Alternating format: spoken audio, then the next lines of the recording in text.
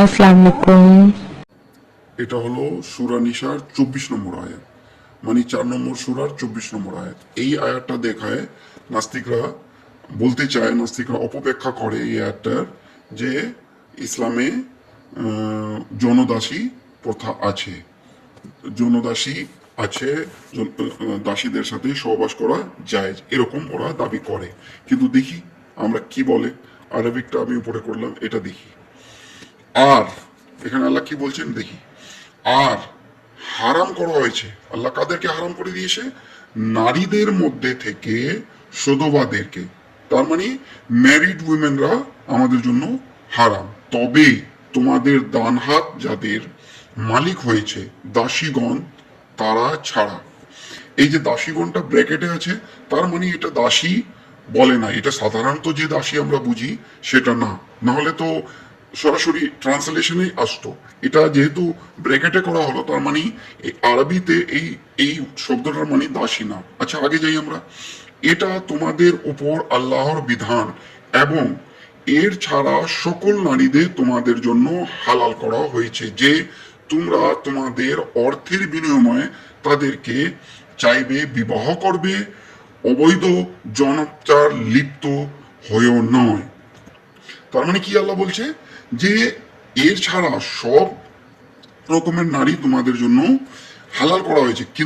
কিন্তু হালালটা কিসের জন্য? হালালটা বিবাহ করার জন্য। এই যে বলা হয়েছে অবৈধ জনচার লিপ্ত হয়েও নয়। সুতরাং তোমাদের মধ্যে তাদের মধ্যে তোমরা যাদেরকে ভোগ করেছো তাদেরকে তাদের নির্ধারিত মোহর দিয়ে দাও। এই যে মোহর কথাটা আসলো, তার মানে কি? এখানে বিয়ের অনুমতি দিয়েছে আল্লাহ তাআলা। এখানে সোজাসুজি বিয়ের অনুমতি দেওয়া হয়েছে। বিয়ে করার পরে তারপরে জনসম্পর্ক করবে কি করবে না সেটা তো বিয়ের মধ্যেই চলে আসে, কিন্তু বিয়ে ছাড়া জনসম্পর্কর কোনো বিধান ইসলামে আল্লাহ দেয়নি। এই আয়াতই অস্পষ্ট আছে। আর আগে পড়ি। আর নির্ধারণের পর যে ব্যাপারে তোমরা পরস্পর সম্মত হবে তাতে তোমাদের উপর কোনো অপরাধ নেই। আর এই যে মোহর নির্ধারণ হলো, মোহরটা যে দিয়ে দিতে বলছে, যাদের যাদের সাথে আমরা থাকতে চাচ্ছি না, যাদেরকে মোহর দেওয়া আমাদের জন্য বাধ্যতামূলক হয়ে গেছে, তাদের তাদের মধ্যে আর যদি পুরুষের মধ্যে কোনো পরস্পর সম্মতিতে কোনো কথা হয়, তাহলে আল্লাহ ওটা ধরবেন না। বলছেন আল্লাহ, নিশ্চয়ই আল্লাহ মহাজ্ঞানী অ্যান্ড প্রজ্ঞাময়। কেন এটা আল্লাহ বলছেন? আল্লাহ বলছেন যে আমি যেটা জানি সেটা তো তোমরা জানো না, আমি তো মহাজ্ঞানী, আর আমার প্রজ্ঞা তোমাদের থেকে বেশি। তো আমি বুঝতে পারি যে কে কেন মোহর দিল বা দিল না। এটা আল্লাহর আল্লাহ এটা আল্লাহ মানে ধরবে না। কেন? যে এটা পরস্পর সম্মত হয়েই আমাদের কাজটা হয়েছে। যাই হোক, আমি ইংরেজিটা একটু পড়ি কি বলে। And also prohibited to you all married women except those your right hand possesses. এই যে কোথাও কি স্লেভ বা স্লেভ উইমেন আসলো? না, আসেনি। রাইট হ্যান্ড পজেসেস এটাকেই দাস্তিকরা আর অন্য ইসলামের আলোচকরা বলতে চাচ্ছে দাসী। এটা তো দাসী না, রাইট হ্যান্ড পজেসেস। এটা ওই দাসী না যে দাসীটা ওরা বোঝাতে চায়। This is the decree of Allah upon you. এটা আল্লাহর আমাদের উপর আদেশ।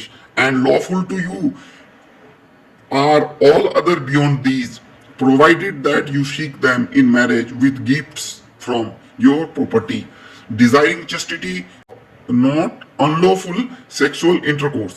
So for whatever you enjoy of marriage from them, give them their due compensation as an obligation, and there is no blame upon you for what you mutually agree to beyond the obligation. Indeed, Allah is ever knowing and wise. এটা তর্জমা সেই ইন্টারন্যাশনালের। তো এই তর্জমা দিয়ে, এই ইংরেজি বা বাংলা দিয়ে দুটোই পড়ে আমরা কি বুঝতে পারলাম?